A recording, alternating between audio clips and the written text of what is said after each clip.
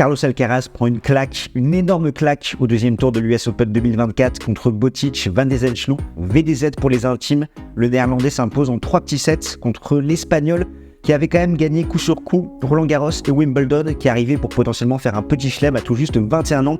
Et là, ses rêves ont été totalement brisés. Et le moins que l'on puisse dire, c'est que l'Espagnol, il a été totalement affreux dans ce match. VDZ, vraiment, il a joué à un très bon niveau. Il a su exploiter les lacunes de son adversaire qui avait ce manque de marge avec de très bonnes compétences défensives. On va revenir bien sûr sur cette performance et j'aimerais m'attarder sur le prisme un petit peu de cette défaite. Est-ce que Novak Djokovic a de nouveau traumatisé Carlos Alcaraz ou est-ce que la réponse est ailleurs? C'est ce qu'on va voir. Jingle.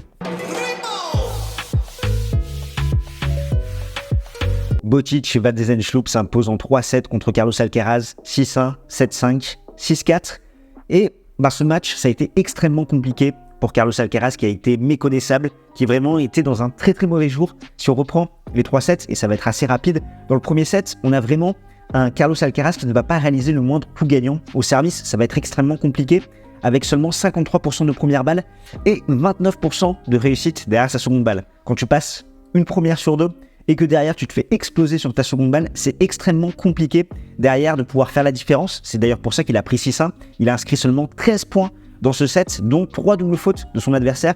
Donc c'est dire quand même le niveau qu'a affiché Carlos Alcaraz dans cette première manche. Dans le second set, il y a du mieux chez l'Espagnol, notamment au service, où certes, il va passer toujours autant de premières balles, une première balle sur 2, mais avec quand même 73% des réussites sur sa seconde balle. On va le voir enfin faire des coups gagnants, parce que dans le premier set, il n'en a fait aucun. Là, ça va être 13 coups gagnants, 9 fautes directes, et surtout, il va commencer à aller un peu plus de l'avant, 8 montées au filet, 7 sur 8 en termes de réussite. Mais là encore, VDZ, il va réussir à faire la différence dans ce set, étant donné que Carlos Alcaraz, il va être malmené d'entrée, il va être breaké, il va réussir à débreaker. Et derrière, VDZ, au moment important, au moment que ça compte à la fin de set, où généralement l'Espagnol arrive à resserrer le jeu, c'est bien le Néerlandais qui va prendre ce set 7-5. Et le troisième, là, il va passer plus de 75% de première balle. Carlos Alcaraz, enfin au service, ça va commencer à cliquer avec quelques premières secondes. Et il va accuser un break de retard assez tôt dans la partie. Et là encore, il va débreaker. Et derrière, VDZ va revenir sur cette fin de set pour s'imposer 6-4. Et comme je te l'ai retracé dans le deuxième et troisième set, Carlos Alcaraz va réussir à débreaker. Il a eu en tout 5 opportunités de prendre le service de son adversaire. Mais il y a une seule fois où ça a vraiment compté à l'entame du second set, où à 1-0, il a une balle de break pour potentiellement faire la course en tête. Derrière, à chaque fois, il était plutôt en action-réaction, c'est-à-dire qu'il a débreaké, mais uniquement quand il était malmené, quand son adversaire était devant. Donc ça n'a eu aucune conséquence, alors que dans le deuxième set, il a fait quand même la course en tête à plusieurs reprises. Il a mené 4-3, puis 5-4, et derrière, il aurait pu donner un peu plus le change pour que son adversaire fasse des fautes. Mais non, on a eu un Carlos Alcaraz qui a surjoué, qui était encore un petit peu dans la caricature de son jeu. Et c'est le problème de cette partie, parce que on va pas en parler des heures de ce match. Ça a été très compliqué pour l'Espagnol, pas d'ajustement au niveau de ses petits pas. Ils se montraient trop agressifs. Des fois, comme je te le disais, dans la caricature, à vouloir frapper encore plus fort, et ça sortait. Il n'avait pas de plan B, et ça, c'est dramatique pour un joueur de sa trempe de ne pas avoir de plan B. Et là, il doit vraiment s'inspirer et progresser encore pour rattraper ces 3 légendes que sont Nadal, Federer et Djokovic, qui dans des mauvais jours arrivaient à avoir des plans B. Et s'ils arrivaient à tenir le score, un 4-3, 5-4, arrivaient à mettre suffisamment de pression sur leur adversaire pour justement débreaker et derrière remporter le set et doucher un peu leur espoir. Et là, à aucun moment, Carlos Alcaraz n'a réussi à le faire. Encore une fois, il est jeune, 21 ans, c'est normal. Et en face, il faut quand même rendre honneur à Botic van de Zandschulp qui a fait un très bon match. Quart de finaliste ici même en 2021, ça avait été le seul joueur à prendre un set à Daniil Medvedev dans la quinzaine qui s'était imposé en finale contre Novak Djokovic. On le sait, c'est un grand gabarit, plus d'1m90, qui est un peu le même style de jeu que ces grands gabarits que sont des Zverev, des Medvedev, plutôt barycentrés. Côté revers qui se déplace très bien pour sa grande taille, bien sûr, c'est à 4-5 crans en dessous, mais ça a été extrêmement solide ce qu'il a su proposer, notamment au filet, parce qu'il a plus de 80% de réussite au filet. Il a su faire la différence dans ce compartiment de jeu-là face à un Alcaraz un petit peu timide, et avec ses compétences défensives, il arrivait à remettre une balle en jeu supplémentaire. Et en face, on a eu un Carlos Alcaraz qui a totalement dégoupillé, qui n'avait pas de marge de manœuvre, et qui s'entêtait et qui allait beaucoup à la faute. Et là, face à un style de joueur comme ça, qui va te faire jouer, justement, VDZ n'avait qu'à attendre que son adversaire craque, et c'est exactement ce qui s'est passé. C'est seulement le 3e joueur à mettre 3 petits sets à Carlos Alcaraz en majeur, étant donné que ces 2 défaites en 3-7 remontaient quand Alcaraz n'était pas dans le top 50. Donc là, depuis que Alcaraz est dans les 50 premiers, et même encore plus maintenant, étant donné qu'il fait partie des meilleurs joueurs du monde, c'est la première fois qu'un joueur arrive à lui infliger 3-7 comme ça, d'autant plus au second tour d'un majeur. Et DZ, il jouera Jack the Ripper au prochain tour pour une place en 8e de finale. Et ce qui fait qu'on va avoir un demi-finaliste inédit dans cette partie de tableau-là, étant donné que les noms Arnaldi, Thompson, Evans, Deminor, Machak, Goffin, Draper ou VDZ, l'un de ces joueurs sera en demi-finale pour potentiellement venir défier un Yannick Sinner ou un Daniil Medvedev. Et la conséquence pour Alcaraz, c'est que Zverev va lui passer devant au classement et que là, à la race, à l'instant T, il y a 1090 points d'écart entre Alcaraz et Sinner, donc ça risque d'être compliqué s'il veut jouer cette première place mondiale d'ici la fin d'année. Au fait, si tu ne nous connais pas, nous c'est Gabe Stentalk et on aime un petit peu le tennis. Comme ça, on a une chaîne YouTube où on essaie de décrypter l'actualité de la petite balle jaune. C'est d'ailleurs pour ça qu'on se couche à pas d'heure, justement pour réussir à te faire vivre les meilleures émotions. Donc si c'est quelque chose qui t'intéresse, tu prends ta raquette, tu fais ton meilleur match sur le bouton pour t'abonner. Et depuis la rentrée 2023, on a Joris qui est en alternance au sein de notre média. La première année, on a le droit à des aides de l'État et ces aides disparaissent la seconde année. Et tu dois le savoir, générer des fonds sur YouTube, c'est extrêmement compliqué. C'est pourquoi on a besoin de toi. Là, c'est vraiment la dernière ligne droite pour que Joris puisse écrire un nouveau chapitre au sein de notre média. C'est pourquoi on a lancé une campagne de financement participative sur Tipeee avec 2 offres. Une à 2 € par mois qui te donne accès à un Discord privé où tu vas pouvoir échanger avec nous, proposer des idées de vidéos. Et une autre à 5 € par mois où là, en plus de tout ça, tu as 2 vidéos exclusives rien que pour toi tous les mois qui arrivent dans ta boîte mail. Donc en juillet, c'était sur Paolini et Gasquet. Et là, en août, c'était sur Kerber et Nishikori. Et bien évidemment, toute donation ponctuelle est appréciée parce que là, on a vraiment envie de maintenir Joris dans l'aventure Games Talk. Tu l'as vu, il a lancé plein de nouveaux sujets, des histoires d'eux qui te passionnent. On le voit dans les commentaires, ça nous fait extrêmement plaisir. Et ça serait dommage que l'aventure s'arrête en si bon chemin. Il n'y avait pas énormément de choses à tirer de ce match. Voilà, Alcaraz qui prend 3 petits sets, qui étaient méconnaissables. Mais j'ai envie de rebondir un petit peu sur ce que je vois sur les réseaux sociaux en ce moment, avec beaucoup qui disent « Ouais, Djokovic, il a encore traumatisé Alcaraz, combien de temps il va faire pour s'en remettre de cette finale perdue aux Jeux Olympiques, c'était comme à Cincinnati en 2023, toujours la même histoire avec Alcaraz. » Et je suis pas totalement d'accord avec vous. Je trouve que le prisme là, vous le prenez pas forcément dans le bon sens. Vous faites comme s'il y avait que Alcaraz et Djokovic. Donc pour vous, et je vous pose la question, est-ce que si Alcaraz avait gagné Djokovic en finale des Jeux Olympiques, est-ce que Alcaraz aurait roulé sur l'US Open? Est-ce que Alcaraz n'aurait pas perdu aujourd'hui contre VDZ? Franchement, j'en suis pas si sûr. Et je pense que c'est important de remettre l'église au milieu du village parce que Djokovic, forcément, cette défaite, elle fait mal. Mais le problème ne vient pas que du joueur serbe.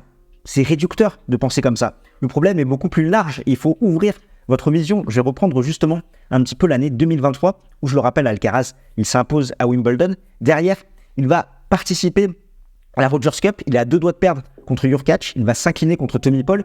Et à Cincinnati, jusqu'à Novak Djokovic, donc jusqu'à cette finale dantesque, tout ce que vous voulez, Alcaraz, il galère comme pas possible. Il va perdre un set systématiquement, donc contre Thompson, contre Paul, contre Purcell, contre Hurkacz. Et on voyait bien qu'Alcaraz n'y était plus du tout. Il y a cette finale qui est pour moi un trompe-l'œil, parce qu'Alcaraz, il était cuit carbonisé sur ce match. Il a réussi à faire un grand tour de force et vraiment à talonner Djokovic. Et il était à 2 doigts vraiment de gagner ce match. Et là, c'est un petit peu pareil. À chaque fois, on se concentre que sur Alcaraz et Djokovic. Et on se dit, derrière, il met plus un pied devant l'autre à cause de Djokovic. Mais non, c'est pas ça du tout. Et là, si je reprends cette saison 2024, le petit, là, à 21 ans, il gagne Roland-Garros en étant à 60-70% de ses capacités, avec un gros bandage à l'avant-bras, il galère contre Sinner, contre De Jong, même contre Zverev. C'est pas beau, c'est moche. Il est que la caricature de lui-même. Il frappe trop fort, il force, il avait perdu un petit peu en créativité. Ensuite, il s'impose à Wimbledon, il réalise le back-to-back Roland-Garros. Wimbledon, changement de surface, pas évident. Il a eu des matchs également compliqués contre Humbert, contre Tiafoe. Il détruit Novak Djokovic en finale. Et ensuite, il faut repartir sur terre battue au rechangement de surface aux Jeux Olympiques où il va jouer en simple et en double. Il va rouler sur tout le monde sur sa semaine en simple, en double. Forcément, t'es jeune, tu joues aux côtés de Rafael Nadal, c'est ton idole. T'as envie de bien faire. Tu vas passer beaucoup d'énergie. En plus, on sait qu'il a un peu posé problème dans ce double, étant donné que c'est Rafa qui le portait pour eux deux. Donc en plus, il doit un peu s'en vouloir. Mais l'énergie qu'il y a laissée est énorme. Peu importe cette défaite ou non contre Novak Djokovic, bien évidemment, ça fait mal. Tu joues pour ton pays, t'as la pression, c'est compliqué. Mais là, ce que je veux dire, c'est que cette finale contre Novak Djokovic, il la perd, il faut la digérer. Derrière, il y a cette défaite à Cincinnati contre Gaël Monfils. Mais quand même, jusqu'aux Jeux Olympiques et jusqu'à cette finale, c'est 20 victoires, 2 défaites pour Carlitos à 21 ans sur des surfaces différentes, terre battue, gazon. Ces 2 défaites, donc contre Jack Drapers au Queen et contre Novak Djokovic en finale des Jeux Olympiques. Mais là, c'est énorme la débauche d'énergie, d'autant plus que tu gagnes un grand chelem en n'étant pas forcément dans tes meilleures dispositions, donc tu laisses beaucoup d'énergie. Derrière, ça a été mieux à Wimbledon avec beaucoup plus de créativité.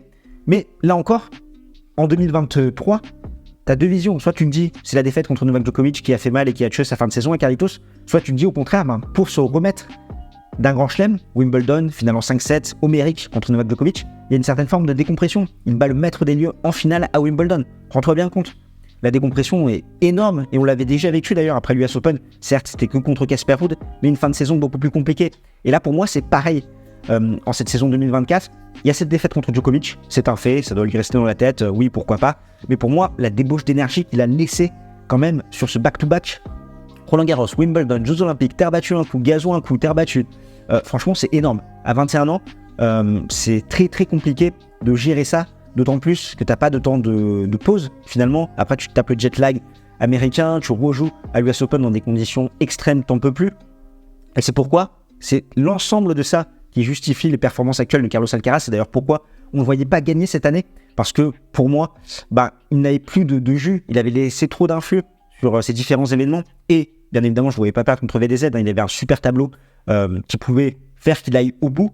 Mais c'est pour ça, je voulais en parler, parce que beaucoup trop voient le prisme Djokovic et Alcaraz, trauma, pas trauma. Moi, je suis pas d'accord. Le prisme, il est beaucoup plus large, et on oublie un petit peu, pour arriver à ce Djokovic-Alcaraz, qu'est-ce qui s'est passé pour Alcaraz ? Qu'est-ce qu'il a dû faire ?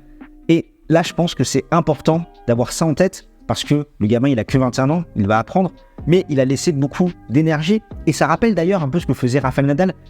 Sa saison était un peu centrée sur la terre battue, jusqu'à Wimbledon, voilà, et après ça a été un peu plus compliqué à l'US Open, et surtout après l'US Open où en indoor il n'y avait plus personne. Et là Alcaraz il se dirige un petit peu sur ce genre de schéma là, notamment en indoor c'est beaucoup trop rapide pour lui, où à chaque fois avec ses préparations amples, c'est compliqué, il se fait manger du temps, et il est beaucoup moins efficace. On l'a vu d'ailleurs contre Novak Djokovic il y a un an à Turin, et c'est un schéma qui ressemble un petit peu à celui de Rafa. À voir ce que ça va donner pour Carlos Alcaraz. Pour moi, en fin de saison, ça va être difficile d'attendre des choses de lui, et il doit plus miser sur sa préparation pour l'Open d'Australie 2025 pour essayer de décrocher le seul grand chelem qui lui manque.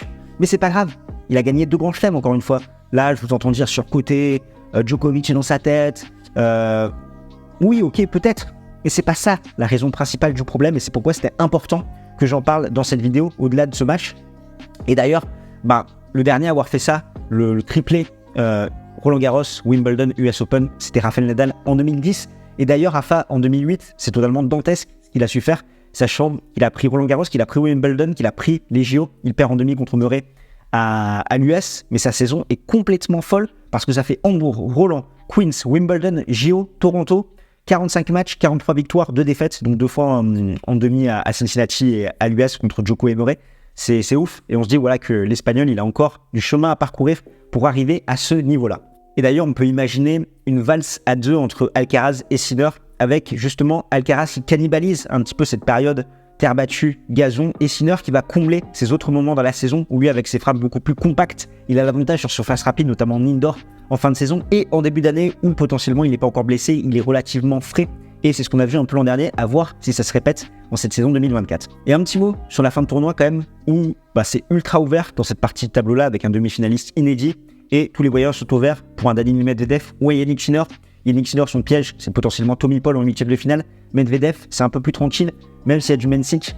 Le Mensik qui a laissé beaucoup de plumes dans son match du deuxième tour, avec une grosse bataille en 5-7. Donc Medvedev qui se propage un peu plus en quart de finale. Yannick Sinner aussi, logiquement, devrait avoir cette affiche avec potentiellement un banger entre les deux. Et je pense que ça sera un de ces 2 joueurs qui sera en finale dans cette partie haute, à voir s'il y a d'autres surprises, parce que les conditions sont extrêmement compliquées. En tout cas, on sera là pour suivre tout ça au rendez-vous. Dès ce soir d'ailleurs, pour un live, pour revenir sur cette journée totalement folle, avec des éliminations, notamment celle d'Arthur Fils, bien évidemment Carlos Alcaraz, on pourra en parler. Des heures, des lives quotidiens avec Rob qui anime ça de main de maître. Également des grosses vidéos qui arrivent. Donc si tu ne veux rien manquer, tu sais ce qu'il te reste à faire. Et par contre, si tu veux patienter jusque-là, on a fait une vidéo sur Stan Wawrinka. Josh est aux commandes, je te laisse avec lui. On se retrouve de l'autre côté de l'écran.